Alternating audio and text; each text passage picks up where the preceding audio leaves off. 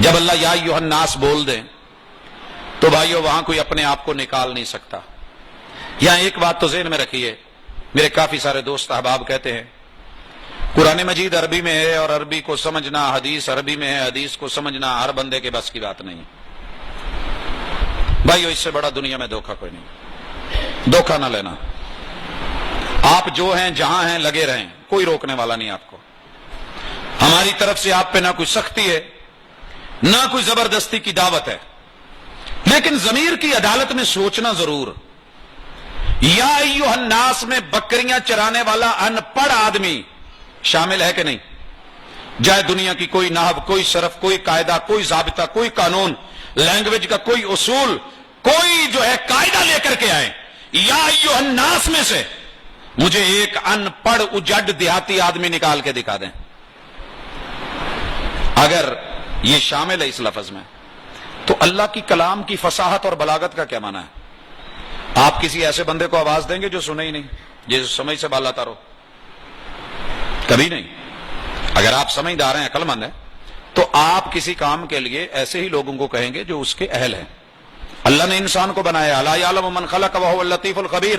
جس نے باریک بینیوں سے مائکروسافٹ ٹیکنالوجی کی جو ہے انتہا ابھی انسان سوچی نہیں ہے، جہاں پہ اللہ تعالیٰ نے جو بنا رکھا ہے، کیا وہی نہیں جانتا کہ میں نے انہیں انسانوں کے نام سے آواز دینی ہے اور ان کو قرآن اور سنت کی سمجھ نہیں ہوگی؟ کتنا بڑا دھوکہ دیا ہے لوگوں کو کہ قرآن عربی میں ہے، سنت عربی میں ہے، حدیث عربی میں ہے، لہذا سمجھنا مشکل ہے، تقلید ضروری ہے. پوچھنا چاہتا ہوں، چاروں ائمہ کی کتابیں اردو میں ہیں یا ان کی اصل عربی ہے؟ امہات الکتب چاروں مذاہب، پانچوں مذاہب کی کتب عربی میں ہیں. رب کی کتاب جو بندے کے لیے ہے وہ تو سمجھ نہیں آتی انسانوں کو، وہ اماموں کی کتابیں عوام کو سمجھ آ جاتی؟ کہتے جی نہیں. اچھا اگر وہ بھی انہیں سمجھ نہیں آتی، یہ بھی سمجھ نہیں آتی، تو پھر تقلید کی طرف کیوں لے کے جا رہے ہو؟ ان کو قرآن و سنت سکھاؤ، انہیں حق سکھاؤ. فاسألوا اہل الذکر، انہوں نے اہل الذکر اہل علم سے پوچھ کے تقلید ہی کیوں کرنی ہے؟ نبی کی اتباع سکھاؤ. اہل علم بتائیں کہ یہ اللہ کی اتباع ہے، یہ نبی کی اتباع ہے، یہ محبوب کی پیروی ہے، یہ اللہ کی فرما برداری ہے، یہ اطاعت ہے، یہ بندگی ہے، یہ طرز زندگی ہے. اگر انہیں نہیں پتا تو یہ سکھاؤ. آتا تو آپ کی نظروں میں انہیں قرآن و حدیث بھی نہیں آتی، فقہ کی کتابیں بھی نہیں، وہ بڑی گہری ہیں، اصول، قواعد، ضوابط مجتہد حضرات ہی صرف پڑھ سکتے ہیں. تو پھر ان لوگوں کو اتباع ہی سکھا دو.